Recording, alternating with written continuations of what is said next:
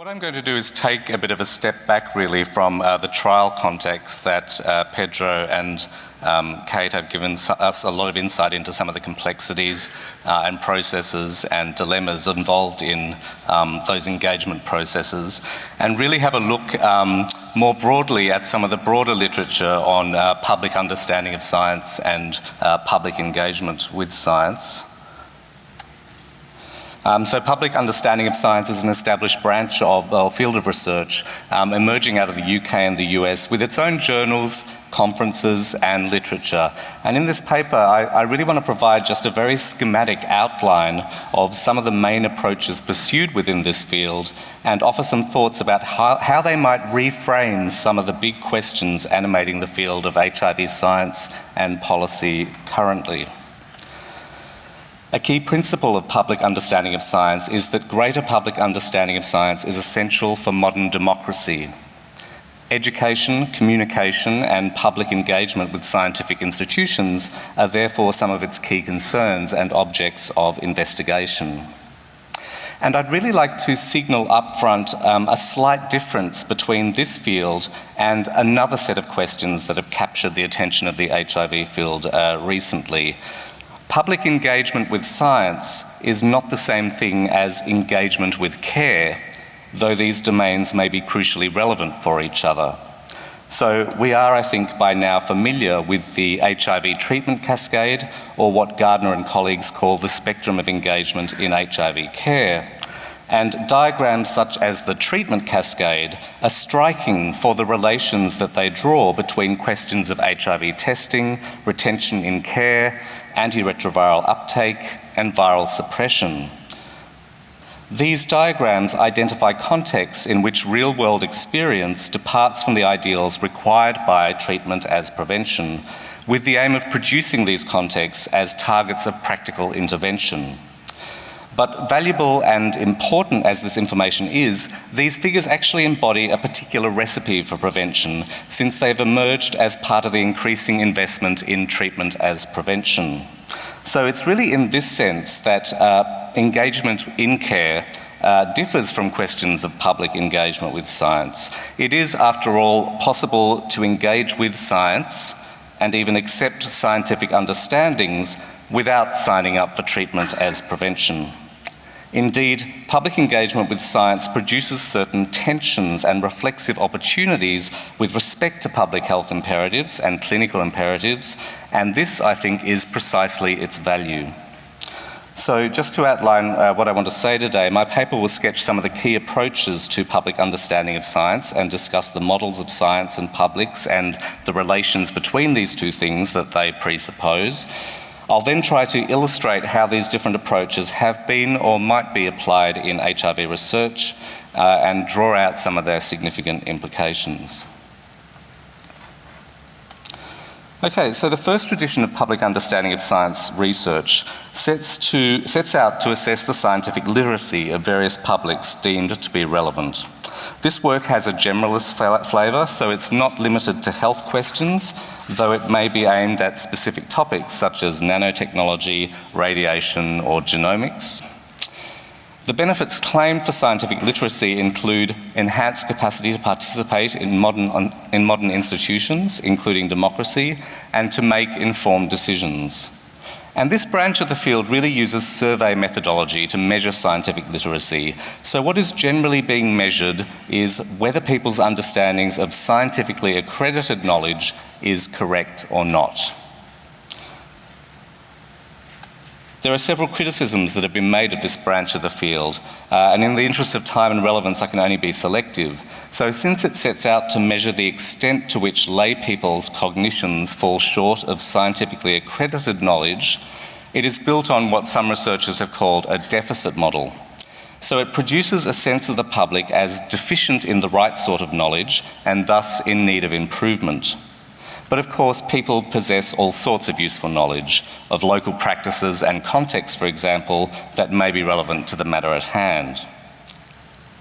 Secondly, it doesn't capture the sense in which people are reflexive beings who are able to monitor and account for the knowledges that they possess and those they lack in the process of prioritising various concerns regarding everyday life, health, ethics, politics, or just the distribution of their labour and attention. Not only may people be able to account for what they know and don't know, but they may also be able to account for epistemological questions, so how they know what they know, which authorities or sources they trust, and why. So it's in this sense that people may not actually be as deficient as surveys of scientific knowledge make out. Now, there have been many attempts to survey scientific literacy and medical knowledge in the HIV field on issues ranging from HIV etiology to transmission risks to the meanings and implications of tests and treatments. These have generally been part of attempts to investigate knowledge, attitudes and beliefs with a view to improving adherence or preventative behaviour. The link between cognition and behaviour is not at all straightforward, however, as even cognitive psychologists will admit. So having the correct beliefs does not necessarily translate into the behaviours presumed to be desirable. One pertinent example of knowledge surveys that came to my mind was the treatment optimism literature that attempted to assess knowledge and beliefs around combination therapy and viral suppression from the late 1990s onward in MSM communities. The propositions tested in this study were not verified by clinical research at the time, but they were a source of credible speculation on the part of experts. A number of them has since been verified by clinical research, and indeed several of them are key to the design of treatment as prevention. So if you look at statements 1, 3, 4 and 5, they really are central to treatment as prevention today. This particular study showed very low rates of agreement with the propositions at the time, so we had a picture of treatment caution rather than optimism, but it also showed a significant relationship between agreement with key propositions and sexual risk-taking. So this really illustrates the space that can open up between understandings of science and adherence to prevention norms. Understandings of science may be used reflexively to question or re-evaluate clinical or public health imperatives. A second tradition of this field of research deploys qualitative techniques to embed laypersons' knowledge within local cultural contexts. Lay people are conceived in terms of local communities whose folk understandings and situated concerns are sufficiently compelling to counter certain aspects of scientific knowledge.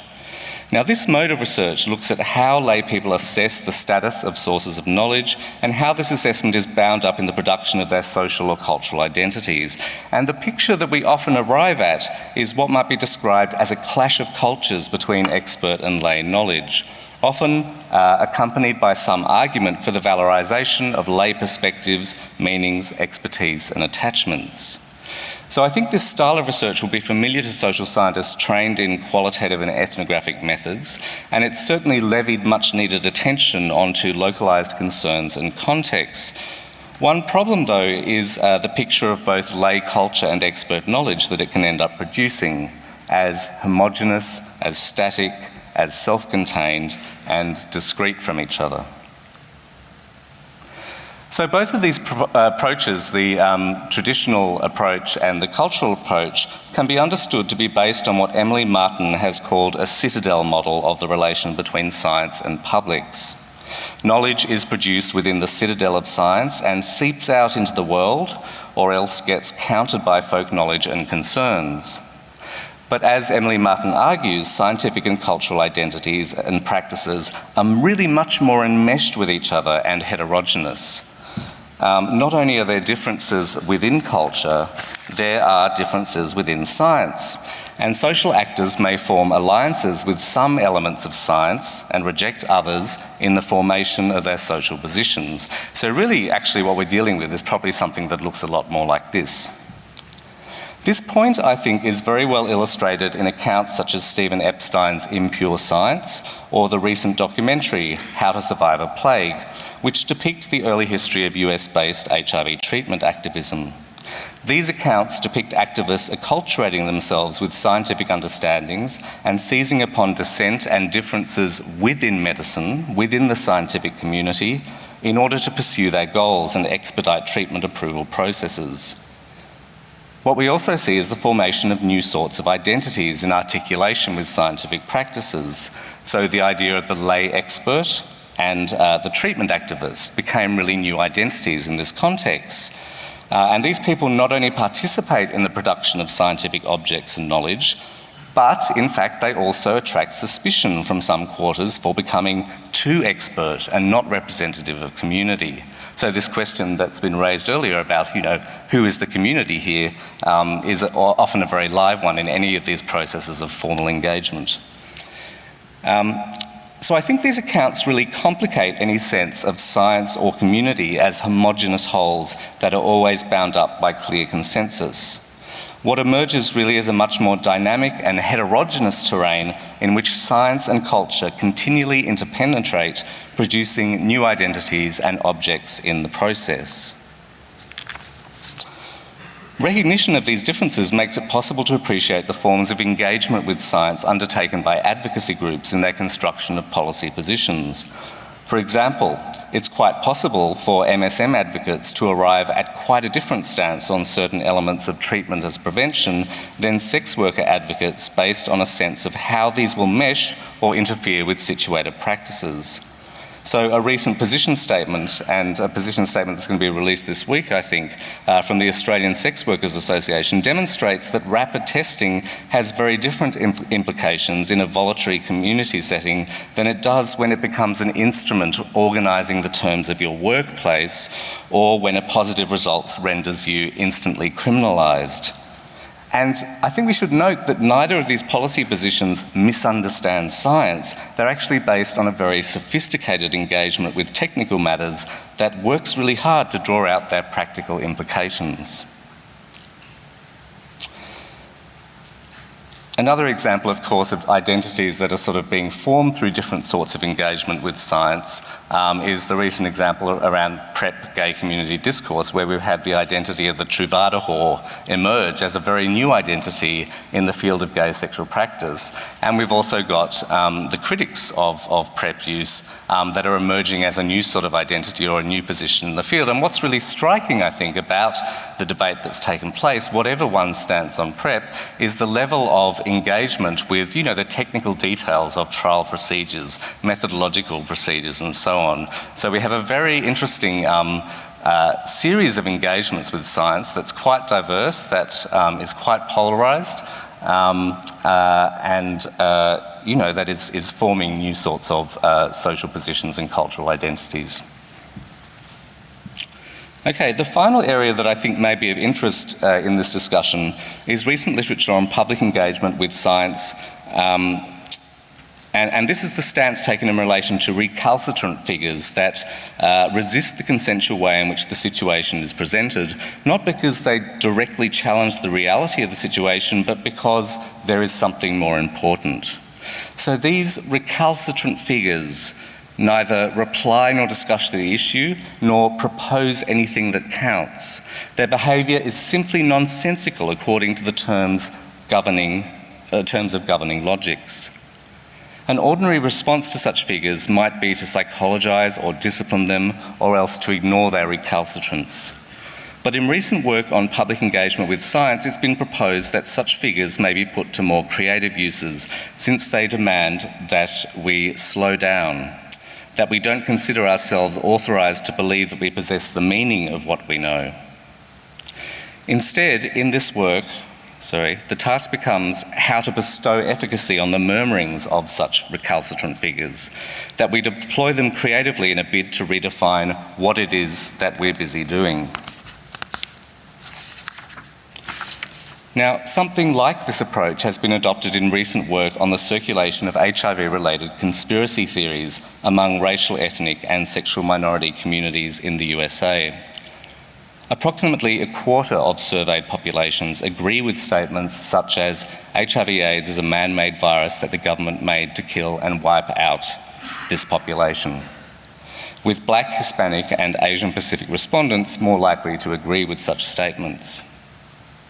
Conspiracy beliefs have been found to be significantly associated with inconsistent condom use and negative attitudes towards condoms in studies, as well as lower likelihood of treatment adherence and presumably treatment uptake among HIV-positive African Americans.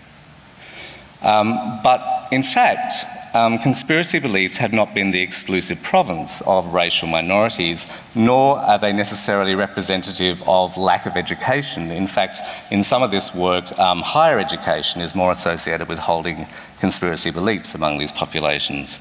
So Stephen Epstein has documented, for example, that a conspiracy belief, a genocide framing of AIDS, was widely shared by many US gay treatment activists until they were more actively and meaningfully involved in policy making.